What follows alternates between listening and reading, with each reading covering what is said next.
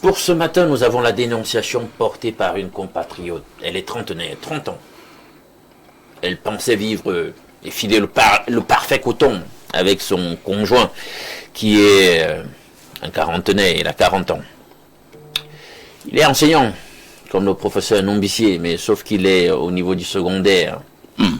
On a souvent voulu lui accorder des promotions, mais il s'en sort plutôt bien dans la position qui est la sienne. Il ne veut pas des postes administratifs, il pense qu'il pointe bien là partout, dans différents établissements et tout, à part voilà, le lycée, l'établissement dans lequel il se trouve. Bon, c'est pas ça qui nous intéresse ce matin. Que dénonce sa conjointe? Il a un goût sexuel plutôt particulier. Comment quelqu'un peut, dit-il, il préfère quand sa conjointe est dans son moment de menstruation. C'est à ce moment-là où lui dit que pour lui c'est le climax, que c'est même les moments phares où lui va avoir des rapports sexuels. Ah, qui a... Ça rend un peu baba, comme on dit, en argot. La dame en question, elle ne comprend pas ça. Elle a eu un retard. Il dit que lui n'est pas vraiment ces affaires-là, lui vraiment les affaires d'enfant, il n'est pas trop disposé, etc. Et comme ça, quand il s'oppose, il s'est écoulé un laps de temps et puis elle a fait une fausse couche. Donc ça se passe comme ça à répétition. Donc lui, le moment de prédilection, où il pense qu'il profite le mieux du rapport sexuel, c'est quand sa femme est en menstruation et elle ne le supporte plus. Elle ne sait plus exactement à quel sens se vouer, comment elle doit gérer ce trouble conjugal. Et elle apporte ça ce matin sur la table de la dénonciation pour que nous l'aidions véritablement à résoudre ce problème, à démêler ce nœud gordien. Ah, qui a... Alors, ils ont déjà passé combien de temps ensemble? Ils sont aujourd'hui à 6 ans de relation. Ils ont un enfant? Non, puisque quand elle lui annonce que j'ai un retard, quand il commence à dire qu'il n'est pas trop là, et quelques temps après, il y a fausse couche. Mais le paroxysme de son excitation, mettez les guillemets, c'est quand la dame est en période de menstru. Oui, oui. Et voilà ce qu'il dit. Il dit qu'en réalité, quand elle n'est pas en menstru, bon, lui dit, hein, c'est ce qu'il dit à la dame, que bon, en fait, il fait ça à ce moment-là pour la dame, pour satisfaire la dame. Vraiment le moment idoine, c'est quand elle est en menstru. Je vais commencer par le psychosociologue. Une dénonciation très amusante. Bon, entre-temps quand même, hein, monsieur le sociologue, comme je passe l'essentiel de mon temps à causer avec des aînés, certains experts, certains initiés, des vieillards, j'ai peur de dire qu'il y a un petit débat, hein. Je n'influence en rien votre réaction tout à l'heure.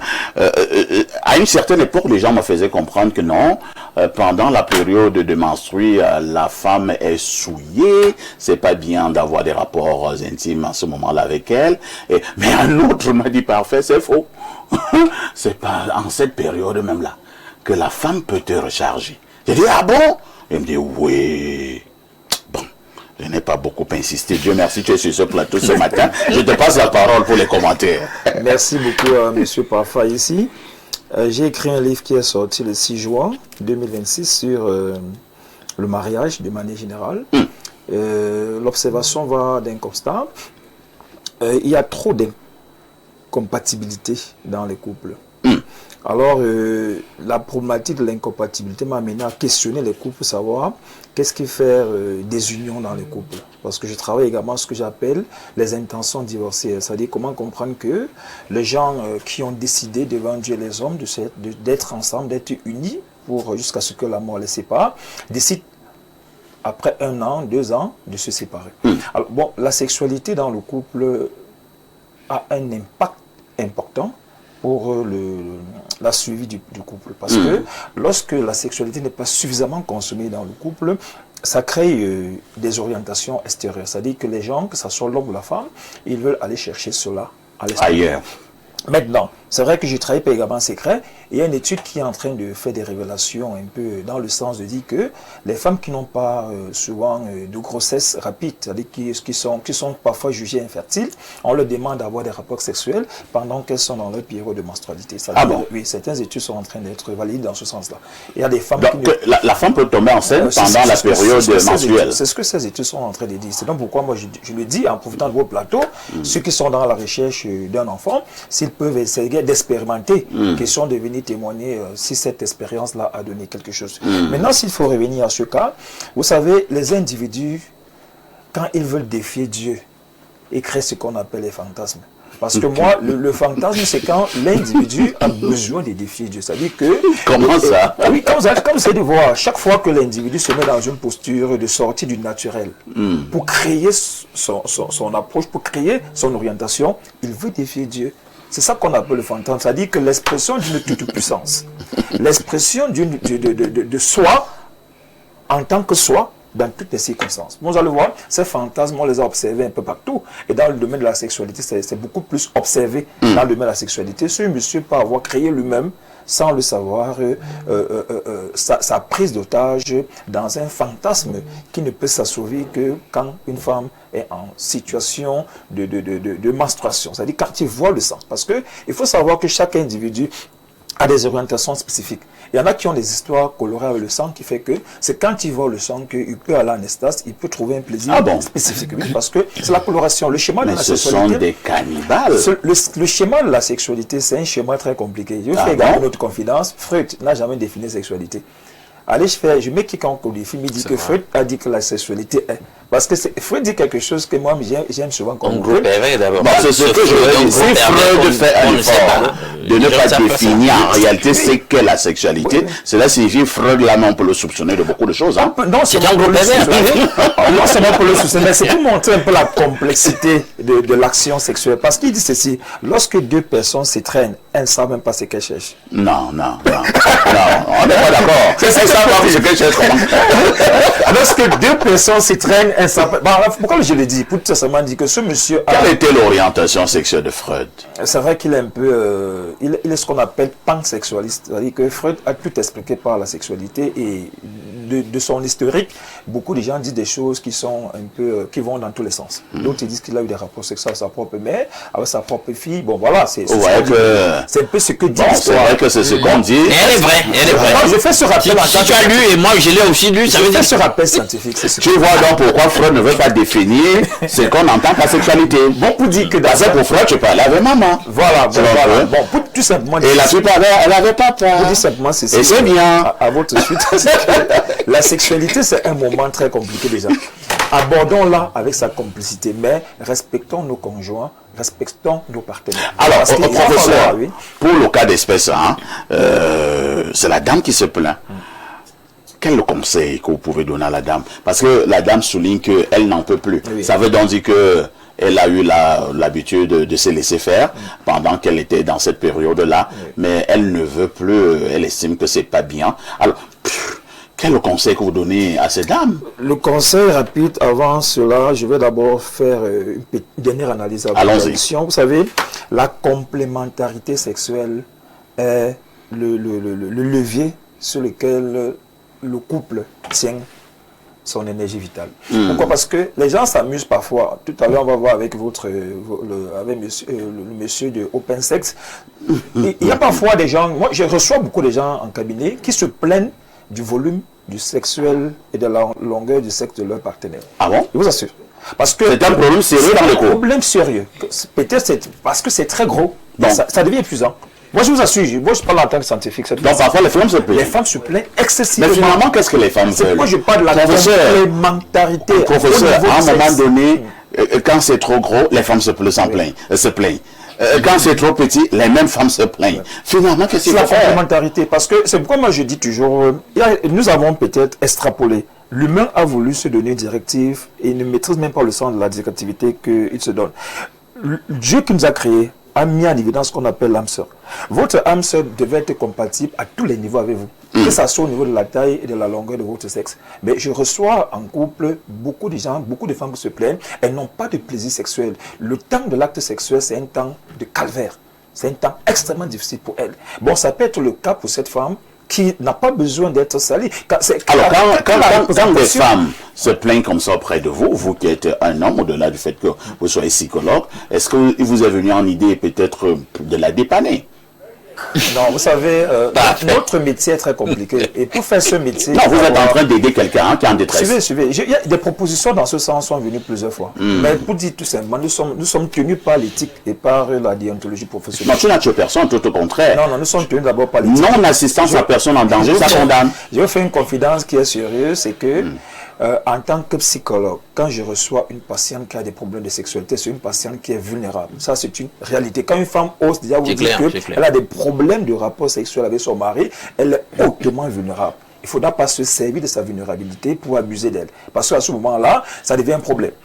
Et je vous fais également d'autres confidences. Je suis en train de faire une proposition aux prêtres, aux pasteurs. Parce qu'eux qui n'ont pas reçu la formation que nous avons reçue sont parfois faibles dans ce genre de situation. Parce qu'une femme qui vient vers vous en vous disant que... Professeur, je vais te redonner la parole. Hein. Non. Certains n'ont pas reçu, d'autres en ont reçu. Très bien. Je suis passé par une faculté et je sais que certains ont reçu cette formation mais ne veulent pas la respecter. D'accord? Voilà. Parce qu'en psychologie, on a ce qu'on appelle le transfert et le contre-transfert. Une femme qui vient vous voir pour exprimer les questions d'intimité, de nudité, elle est acquise à votre cause, à un certain pourcentage près. Mais vous devez être formé, comme nous avons été formés, à comprendre, à créer entre elle et nous ce qu'on appelle le contre-transfert. C'est-à-dire tout ce qui viendra d'elle, en termes de sentiments, en termes d'émotions, ne peut pas avoir un effet sur nous. Bon, j'ai dit donc à cette dame que elle a bien fait de dénoncer.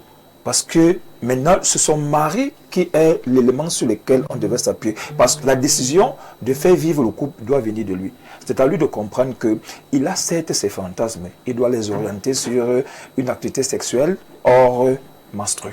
Pour que cette femme puisse avoir du plaisir recherché dans un acte comme celui de l'acte sexuel. Bon, c'est le monsieur qui doit... Merci. S'il vient me rencontrer dans mon cabinet, ce que je fais, c'est... Je veux l'amener à comprendre que c'est vrai, tu as tes fantasmes, mais le couple est plus important que tes fantasmes. Très bien. Si le couple est plus important que tes fantasmes, c'est à toi de faire le sacrifice de les mettre de côté et d'activer ta sexualité dans le sens que ton épouse voudra. Diama Joseph Marie, il y a donc une dame en détresse et le professeur Noubicier nous fait comprendre que il ne peut pas aider cette dame sur ce plan-là, mais il l'aide au niveau des conseils. C'est pas ça qui est important. Quel est le regard que vous posez sur cette dénonciation de ce matin? Y a-t-il des moments où un homme doit aller avec une femme et d'autres moments où absolument l'homme doit éviter une femme? Cette question a plusieurs volets, ou bien cette problématique ou cette dénonciation a plusieurs pans. Il faudrait que nous puissions y aller avec méthode et circonspection. Déjà, le premier volet de ce pan, c'est cette question que vous posez. Et il y a des périodes où il faut aller avec une femme, il y a des périodes où il ne faut pas aller avec une femme. Vous savez, lorsqu'on décide d'évoluer en marge de Dieu, on peut se permettre ce que Alain a appelé fantasme avec le professeur. Dieu avait délimité ces périodes-là. Toute chose est délimitée. L'acte sexuel a un but, la procréation. À partir du moment où cette dame-là s'en aperçoit, que l'acte sexuel qu'elle effectue avec son compagnon l'empêche de procréer, elle-même elle devrait déjà comprendre. Ça, c'est d'un. Je voudrais parler plus loin pourquoi on ne dit pas que les pasteurs ont l'art de diviser les couples, parce qu'attendant un petit peu encore s'abattre sur nous. Donc, vous voyez, mais il y a quelque chose de fondamental. Les fils de Dieu sont les fils de Dieu. Les enfants de Dieu se connaissent. Et ceux qui ne sont pas de Dieu se connaissent. On n'a pas besoin de faire à certaines personnes des dessins pour savoir que leurs compagnons sont des démons ou des monstres. Vous savez, le diable a des gants... C'est pas excessif, ça? Ce n'est pas excessif. Le diable a des gants de velours. Il sait si bien caresser. Il sait si bien attirer. Mais il se cache dans le détail. Et elle devrait comprendre. Chez nous, on dit en patois que quoi, sur le plan traditionnel, ce que tu ne comprends pas par la tête, tu vas le ressentir par la douleur de ta chair. Il n'y a aucun conseil à donner à cette femme, parce qu'elle n'est pas une enfant. Elle sait à qui elle a affaire. Elle sait à quoi elle fait face. Alors, quel conseil je vais lui donner? Je ne peux pas lui dire que quitte ton copain ou ton compagnon. Non. Moi, je vais lui dire de continuer à supporter, qu'elle supporte, jusqu'à ce que la voiture finisse avec l'essence et que le camion n'arrive plus à monter la colline. Vous êtes apocalyptique, Non, monsieur. pas du tout apocalyptique. Parce que c'est ce genre de personne. Aucun conseil ne peut lui être utile. Vous pensez qu'en venant donner cette dénonciation à Lendouk, elle n'a pas demandé conseil autour d'elle? Certainement que oui. Mais elle n'a pas compris les conseils. Maintenant, sur un autre plan, il faudrait que nous puissions quand même nous rendre à l'évidence que la cité est très complexe, hein, et que la sexualité aujourd'hui coule à volo. Moi, un jour, au cours d'une prédication, j'ai dit à mes fidèles, jeunes filles, je leur ai dit, écoutez, et même jeunes garçons, il y a des pratiques qui ne sont pas convenables. Si votre compagnon vous dit, au lieu d'aller par ici, il faut aller là où on part à la chiotte, vraiment, arrêtez-vous et arrêtez cette relation-là à l'instant. Quelqu'un te dira que tu es dépassé. J'ai une voisine et un voisin comme ça, lorsque j'étais du côté derrière l'hôpital général avec la pharmacie bleue. Le monsieur a épousé la jeune dame, et quelque temps après le mariage, pour consommer, il dit que lui ne prend plaisir qu'en allant à gauche, au lieu d'aller là où on doit aller normalement. À la plus de. La femme s'est confiée à sa voisine. La voisine s'est confiée à nous. Comme j'étais pasteur, je lui ai dit, j'ai rien à lui dire. À elle-même de voir si le soleil, en pleine nuit, ce qui apparaît en pleine nuit s'appelle le soleil, ou si ce qui apparaît en plein jour, là, ce luminaire s'appelle la lune. Et si on arrive à inverser, on comprend qu'on a perdu ses sens. Cette dame avait fini par quitter son compagnon, elle est allée se plaindre, elle a abandonné le foyer. Et quelques temps après, peut-être 2 ou 3 ans plus tard, je l'ai rencontré ici au marché central. Je lui ai dit, alors ma fille, comment tu vas? Elle me dit, ça va. J'ai dit, et ton mari? Elle me dit, non, je l'avais quitté, je me suis remarié l'année dernière. J'ai dit, ah bravo, Dieu t'a béni. Pour dire quoi? Pour dire qu'il faudrait que les gens arrêtent.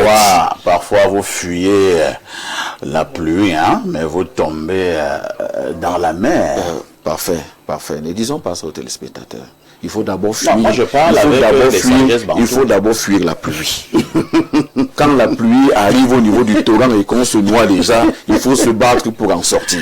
Et il y a des femmes qui se plaignent d'un homme qui rentre tard. Lorsqu'elle quitte ce mari, elle tombe sur celui-là qui dort dehors. Maintenant, pour arriver à ce que le professeur a dit tout à l'heure dans ses expériences, sur la forme de l'engin des hommes, je voudrais dire aux gens que ceux qui se plaignent doivent comprendre que très souvent, ils ne sont pas en réalité en harmonie. Et l'harmonie vient d'abord du choix de Dieu. Parce que nous faisons des choix par nous-mêmes. Quand tu as fait le choix par toi-même, il faut supporter ce choix. Mais si tu as donné la possibilité à Dieu de faire le choix pour toi, tu n'auras pas ce genre de problème. Parce que Dieu a fait toutes choses parfaites. Très bien. Merci. Au pasteur Ndjama Joseph Marie. Alain Douk, sujet quand même à plusieurs grilles de lecture. Hein. Quelqu'un te dira que si tu es ma femme, tu es ma femme. Et donc, nous devons entretenir nos rapports intimes à n'importe quel moment. Vous voyez un peu.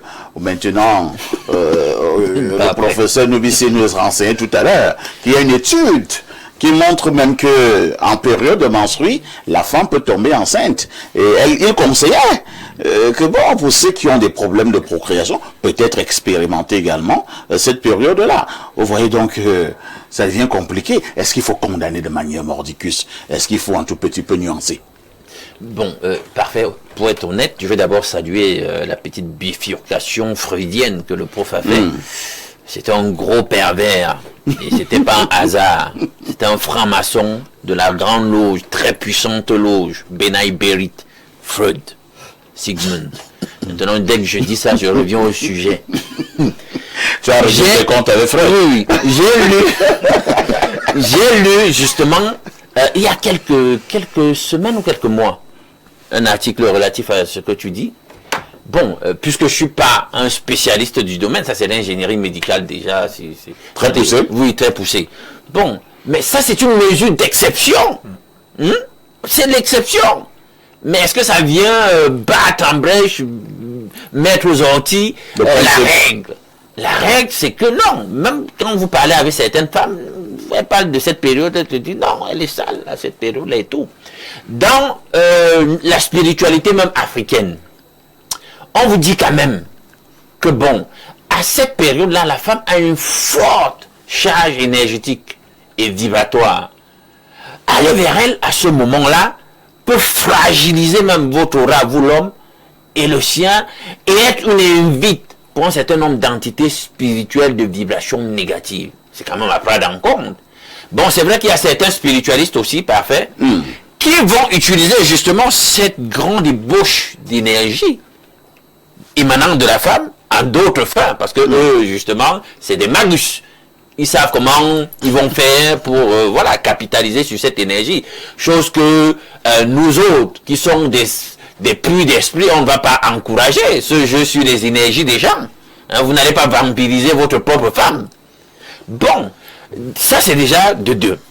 Maintenant, il y a quand même ce que le pasteur Djamé a dit, et je suis tout à fait d'accord avec lui, il y a quand même des dispositions là dans le Pentateuque claires qui proscrivent d'aller vers la femme pendant qu'elle est dans sa période de menstru. Bon, et les gens sont toujours dans une logique et une philosophie, un train de la transgression et de l'inversion. J'ai l'impression que c'est la donne civilisationnelle désormais. Ils veulent uriner dans les bouches des gens. Ils veulent, voilà, déféquer dans les bouches des gens. Ils vous disent que c'est des fantasmes. Fantasmes de quoi? Non, là, ce ne sont plus des fantasmes. Ça, c'est quoi? Allez, tu penses que aller dans le sang comme ça, c'est propre? Quand déjà, même dans la Bible, depuis la Genèse, le Seigneur donne des dispositions déjà au sujet du sang. Il dit qu'on ne mange pas du sang, on ne touche pas le sang n'importe comment, etc., etc. Donc, il y a quand même un sacré lié au sang. Parce que c'est quand même le médium de la vie. Donc vraiment, ces gens qui font ces choses, ils savent ce qu'ils font. Moi, vraiment, cette dame, si j'avais un conseil à lui donner, c'est que vraiment, il ne faut pas accepter certains fardeaux dans la vie, vraiment. Vraiment, si tu respectes qu'il reste avec cette affaire-là, ce commerce-là, il n'est pas potable. Non. Alors, nous allons lire quelques messages venant du monde entier. Bonjour le panel. Cet homme est certainement dans une secte ésotérique. Moi, je connais les gens qui sont dans vos sectes-là, mais qui ne vont pas avec les femmes lors de cette période. Donc, les gars de sectes ésotériques seront bien malins. Vous allez même voir monsieur apparemment très bien. Alors, un autre message ce jour. Allons au plus 44. Je pense que c'est la Grande-Bretagne. Alors, bien le bonjour à toi, le Soumangutu, le chat des dieux de la modération. Mes civilités à ton panel du jour. En ce mercredi diaspora, prenons un peu 2 minutes pour fustiger l'attitude de nos diasporiens. Les gars ont fui le pays à la recherche du bonheur, mais sont les premiers à vouloir rentrer au Cameroun. Certains sont même parvenus à obtenir d'autres nationalités pour faciliter leur entreprise. Intégration, entrepreneuriat et voyage. Mais lorsqu'on vérifie les pages de leur passeport, on constate que leur seule destination, c'est le Cameroun. Ils arrivent en Chine, au lieu de manger les cafards et les lézards, ou alors les pizzas en Italie et les chicken en chips en Angleterre, pour s'adapter à leur nouvel environnement. Ils se plaignent et qu'ils veulent les beignets haricots, le coquille, le héros. Ils veulent même revenir investir dans un pays dont ils ont critiqué le système, sachant que celui-ci va de mal en pis. C'est quoi le projet El Perfecto, l'ex-hibou églésien? Moi-même, je n'en sais rien. Tu vois que voilà les gars qui veulent détruire notre travail ici. Donc, quand nous, on dit aux diasporiens, vraiment faites quelque chose pour le pays, lui, il dit que non, mais ils sont en contradiction. Un autre message ce matin. Bonjour, Perfecto, et à tout votre panel. Il y a beaucoup d'actualités aujourd'hui, mais je suis un peu déçu. Pourquoi n'avez-vous pas collé en commentaire sur l'actualité de l'œil du Sahel, un chef du village et ses notables qui sont devenus des gangsters d'un village à l'extrême nord. Et ce qui est frappant, à l'œil nu, c'est l'habillement du chef du village en personne même. Suivez mon regard. Alors, quelques questions me taraudent l'esprit. Cet accoutrement a-t-il un lien avec le parti politique en question? Cet accoutrement n'est-il pas un arbre qui cache la forêt dans ce parti? Je m'interroge juste. Bonne journée, à demain 10h. C'est Bertin de Ngaoundéry. Bon, Bertin, tu as choisi ton actualité, tout comme nous avons aussi choisi nos actualités. Où est le problème? Et que parfait, ne nous avons pas tous laissé commenter. Voilà, et Alain Douk pense qu'il est frustré pour cela, alors que je suis le seul qui donne la parole à qui il veut. C'est ça aussi le pouvoir du modérateur. C'est ça. Alors, un autre message ce matin. Bonjour au panel. Le sexe est un gros paradoxe car pendant qu'il y a des femmes qui n'aiment pas l'acte pendant qu'elles sont en période de menstrues, il y en a d'autres qui sont très excitées pendant la même période. Voilà, vous entendez alors. Je dis que ces choses-là sont compliquées. C'est pas une équation mathématique avec 1 plus 1 donne 2. Seul Dieu connaît comment est fait le corps de la femme. J'ai parlé des femmes, pas des hommes, qui font la pratique que nous connaissons. C'est Thierry d'Omnisport. Un autre message ce jour, hein? Bonjour la team, la dame est en danger, ce n'est pas son âme sœur, le monsieur. Quelqu'un qui te dit qu'il ne veut pas d'enfant et lorsque tu tombes enceinte, elle fait une fausse couche, et c'est à réfléchir. Madame, vous savez à qui vous avez affaire, mais vous n'êtes pas en bonne compagnie, j'en ai vécu. S'il vous plaît, parfait, veuillez me mettre en contact avec Alain Douk. Merci, c'est Émilie depuis Nzombe Penja. Alain, tu donnes ton numéro à Émilie? Oui, 670 13 55 07. Bonjour, en vrai, quand la femme voit ses règles, elle est très puissante. Elle peut tout faire pendant cette période-là. Et un homme spirituel connaît le sang. Ses règles sont très puissantes.